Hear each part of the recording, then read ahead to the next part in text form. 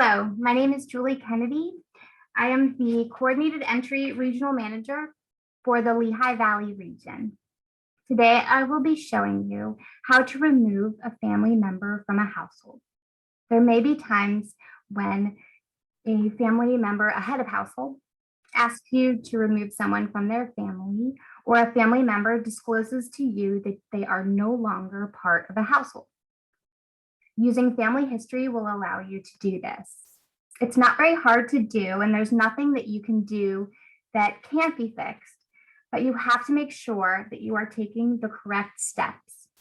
Think ahead before you take any actions in HMIS and determine what needs to be done. Come up with a plan and then execute it. Make sure that each step you take is deliberate, intentional, and that you're thinking 2 steps ahead before you do it. Trust me, I know from experience. If you get stuck, there's a team of systems administrators to help you. You would just create a help ticket and let them take the lead. All right, so I'm in Christine McPhee's client workspace. Try to sign me out. Oh, I'm going to sign right back in. All right, back in. I'm back in Christine McPhee's workspace. And this is her dashboard, the main area that you work out of. I always want to go to family history. That's where you will be doing all of the work for removing a family member. And then at the action button, you select family members. Okay, so here's a list of my family members. Say, for instance, that Christine, the head of household, has called or come into my access site, and she would like to have Lindsay Buckingham removed from the family. All right, so first I'm going to make sure, is Lindsay the head of household? He is not. I can move forward. The first thing that I will try to do is simply add a removed date for that family member, and that puts him into another family of his own.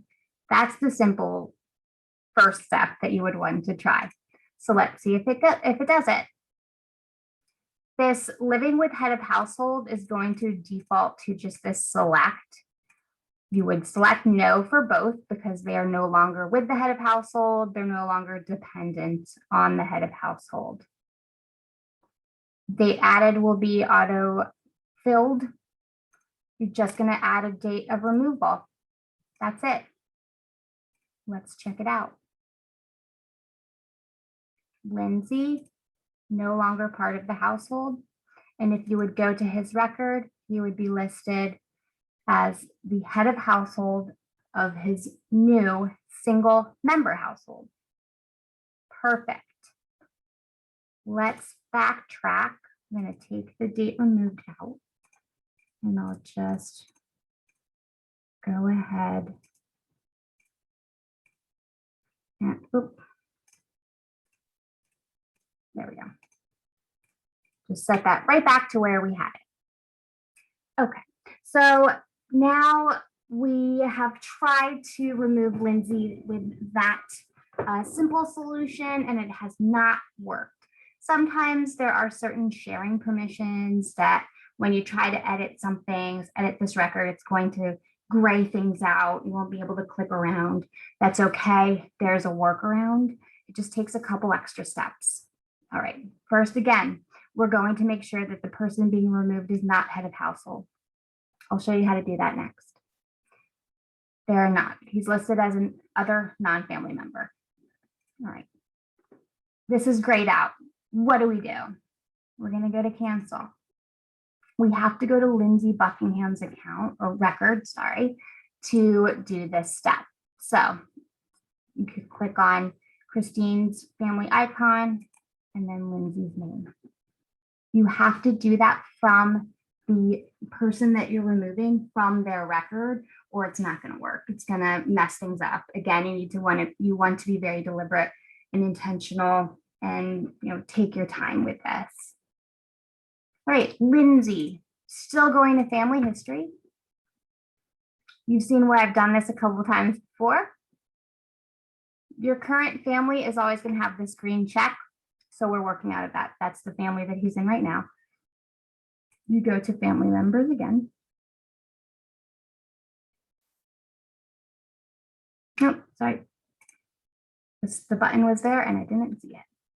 You don't go to family members. You go to the family history. And over here, you'll see add this client to another family. Now we're adding Lindsay to his own family of just one person, himself. So that probably doesn't exist already because we're adding him to another family. If you select add this client to another family, then add new family, it will create that single family or single household for just Lindsay. It will automatically create a family name for you. You will have to enter a zip code. So just obtain the zip code from the individual. And that's all of the mandatory fields. Save that. Now, relationship to head of household. This is for his new family. So he's the head of household. Relationship type, don't have to worry about. We want to change that now to the current family and remove him from all other families. There's never a moment when you're doing the family member removal that you don't want to select these two. If you fail to select one, it can really cause some havoc in the back end. So again, can't be undone, but it's going to cause you some headaches. So make sure that you're selecting those two and save. Okay. Now you see that Christine's household is no longer listed as the current, but it is listed in our family history. That's helpful. His single household is now listed as current. You could essentially go and change any of these back to a current household, but I've rarely seen anyone like go leave, come back, leave, come back. That gets a little too high level for what you would be doing. Now we see Lindsay Buckingham in his own household by himself. Good to know. We're going to go back to Christine's account. And we see Lindsay is no longer there. Let's go to family history again. There's one last thing that could happen, one last scenario that could happen. Christine has left this family. She, for some various number of reasons, she now wants to be in a single household of her own. And you would need to designate a new head of household for this family that she's leaving. Since there can only be one head of household for every family, you're going to need to designate a new head of household by first changing Christine's relationship. Because if you automatically just try to change someone else's self, it's going to tell you there's already a self or head of household. All right, so first change Christine to whatever, really, you could say other family member. Okay. You don't have to select the child relationship type. No, she's not living with the head of household and she's not dependent on the head of household.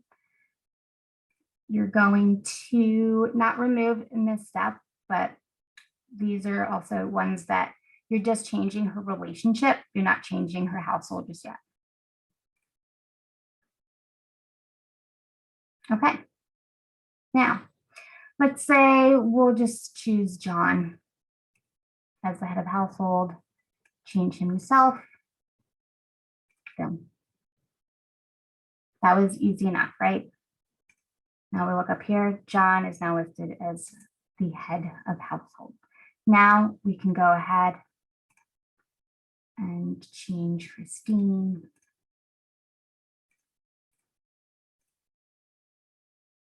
And voila. Christine is now in her own household by herself.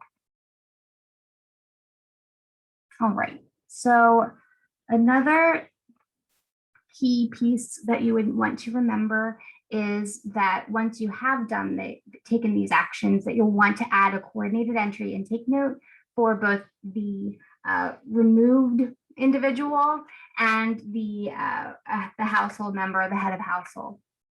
So the CE Specialist Toolkit does provide a great document for you that will provide you with information as to what notes to enter into the coordinated entry intake notes. Let's try to get into that.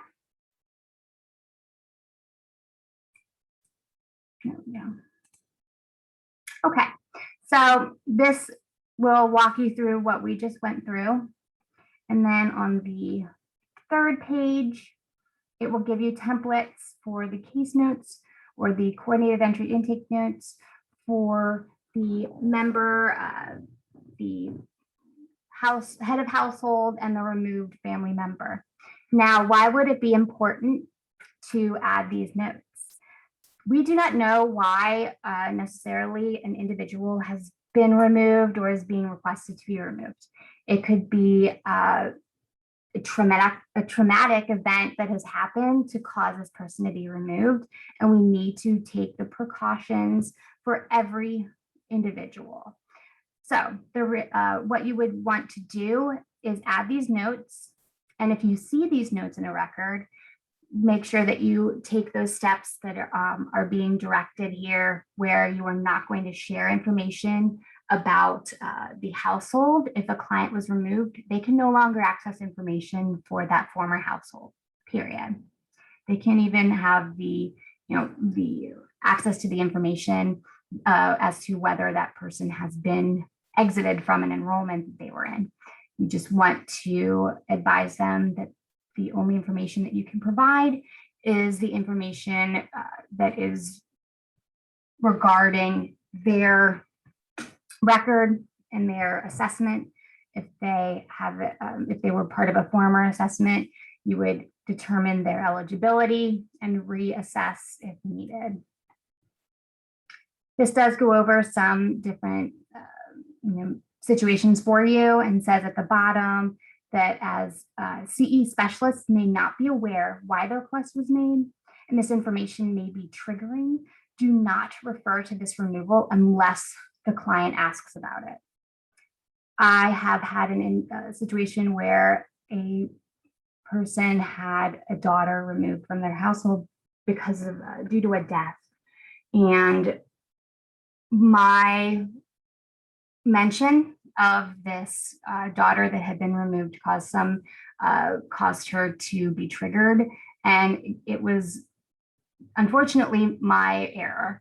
That was kind of the why I generated these coordinated entry intake notes, because I didn't want anyone else to have to experience that. So I learned from my mistake and I created this for everyone so that we could move forward with a more trauma-informed household member removal process and household member action process. Thank you. Have a good day.